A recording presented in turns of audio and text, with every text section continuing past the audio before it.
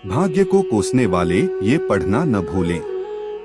आप सबने देखा और सुना ही होगा कि जो लोग गरीब होते हैं वे ज्यादा दुखी रहते हैं, क्योंकि वे सदा अपने भाग्य को कोसते रहते हैं, या फिर यूं कहे कि वे हमेशा इसी चिंता में रहते हैं कि उनका दुख कब दूर होगा, कब भाग्य का फेर बदलेगा, और इसी चक्कर में वे बाकी चीजों को अनदेखा कर देते हैं। जबकि व्यक्ति को ऐसा बिल्कुल भी नहीं करना चाहिए। भगवान द्वारा दी गई हर स्थिति में खुश रहना चाहिए और उसका डटकर सामना करना चाहिए। ऐसा कहा जाता है कि अगर जीवन में दुख आते हैं तो एक न एक दिन सुख भी जरूर आते हैं, और सुख दुख तो जीवन के दो पहलू माने गए हैं। व्यक्ति को हर समय भगवान का नाम लेते रहना चाहिए।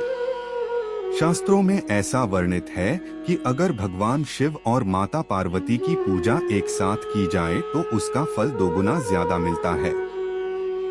आज हम आपको इसी से जुड़ी एक ऐसा कथा के बारे में बताने जा रहे हैं जिसमें भगवान ने बताया है कि जो गरीब लोग होते हैं वे अपना दुख कैसे बढ़ा लेते हैं।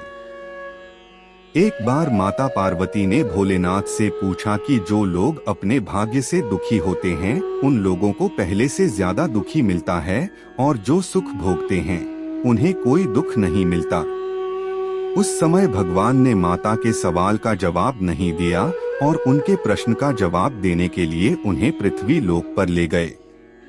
दोनों ने मनुष्य देह धारण किया और नगर में पति पत्नी के रूप में रहने लगे।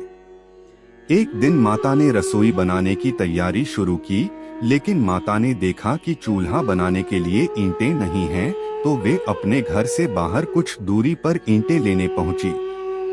उन्होंने कुछ जर्जर हो चुके मकानों से ईंटें ली और लाकर चूल्हा तैयार किया।